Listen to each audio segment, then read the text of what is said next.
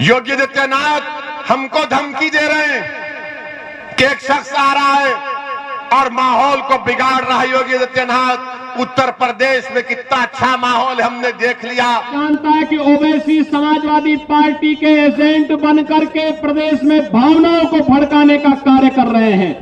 आज यहां पर मैं चेतावनी दूंगा उस व्यक्ति को जो यहां पर सिटीजनशिप अमेंडमेंट एक्ट के नाम पर फिर से भावनाओं को भड़काने का कार्य कर रहा है। और भाइयों बहनों, मैं इस अवसर पर चाचा जान और अब्बा जान के नैया से कहूंगा कि वे सावधान होकर के सुन लें। अगर प्रदेश की भावनाओं को भड़का करके माहौल खराब करोगे तो फिर सख्ती के साथ सरकार निपटना भी जानती है। आज प्रदेश में दंगा नहीं, हर व्यक्ति जानता है कि ओवैसी समाजवादी पार्टी के एजेंट बनकर के प्रदेश में भावनाओं को भड़काने का कार्य कर रहे हैं। लेकिन उत्तर प्रदेश आज इस दिशा में आगे बढ़ चुका है। अब दंगा नहीं, दंगा मुक्त प्रदेश के रूप में उत्तर प्रदेश की पहचान है।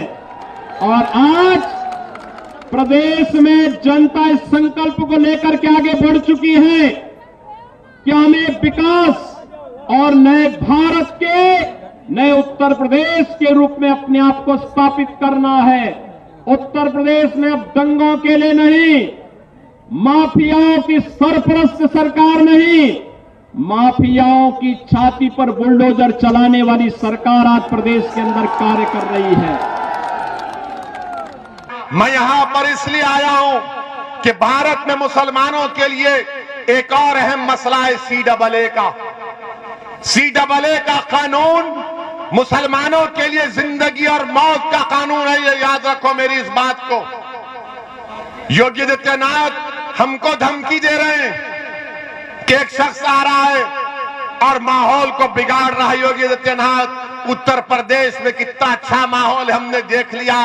आज TET का इम्तिहान में पेपर लीक हो गया, मगर मैं भारत के मुसलमानों से और उत्तर प्रदेश के मुसलमानों से, उत्तर प्रदेश के सेकुलर जहन रखने वाले हिंदू भाइयों से कह रहा हूं कि CAA कानून के खिलाफ हमको आवाज उठाना है। इस कानून को नरेंद्र मोदी की सरकार को वापस लेना है। जैसा किसानों के एहतजाज पर मोदी ने उन किसान कानून को वापस लिया, ये कानून भी भारत के संविधान के खिलाफ है। ये मजहब की बुनियाद पर बनाया गया।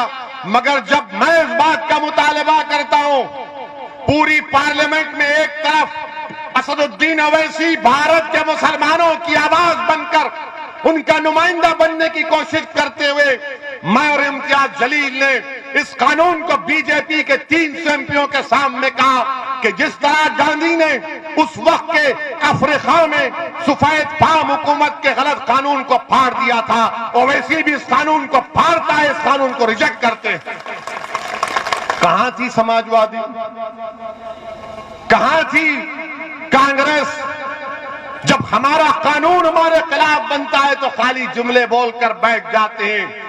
हम नरेंद्र मोदी सरकार से इस बात का मुतालबा करते हैं कि जिस तरह किसानों के कानून को वापस लिया गया, CAA, NRC, NPR को भी बंद होना चाहिए। अगर याद रखो मेरी इस बात को, अगर CAA, NPR, NRC होगा तो जिस तरह आसाम में 1.5 लाख मुसलमानों को अपनी शहरियत साबित करने के लिए कोर्ट को फॉरेनर्स ट्रिब्यूनल को जाना पड़ेगा, कहीं ऐसा ना हो जाए। इसलिए मैं आपसे अपील कर रहा हूं कि इस बात पर भी गौर करिए, मुत्तहिद रहिए, अपने वोट का इस्तेमाल करिए और उत्तरला के आने वाले इंतखाबात में मंजलिस की उम्मीद